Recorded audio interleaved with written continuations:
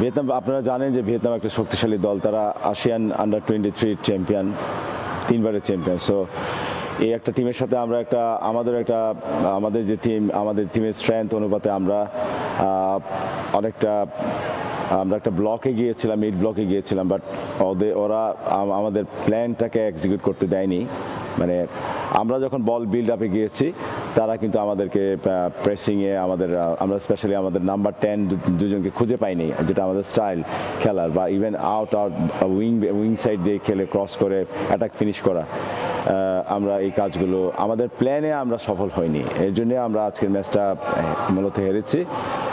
But এটা একটা tournament, রেসে থাকতে হলে আপনাকে নেক্সট ম্যাচগুলো জিততে হবে। তো আমরা এই ম্যাচকে বাদ দিয়ে সামনের যে ম্যাচগুলো আছে, স্পেশালি ইএমএনের ম্যাচটা আমরা ফোকাস রাখতে যাচ্ছি, কারণ সেই ম্যাচটাই আমাদের ইম্পর্টেন্ট ম্যাচ। এখন টুর্নামেন্টে টিকে থাকতে হলে আমাদেরকে সেই ম্যাচে জিততে হবে। তো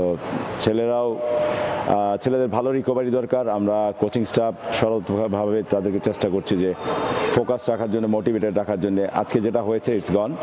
তো সামনের ম্যাচগুলোতে আমরা নতুন করে স্টার্ট করবো। এর ভিতরে আপনারা জানেন যে ফাহমিদুল এসছে, ফাহমিদুলকে আশা করি যে নেক্সট ম্যাচে আমরা পাবো। এটাও টিমের জন্য একটা বাড়তি প্রেরণা থাকবে।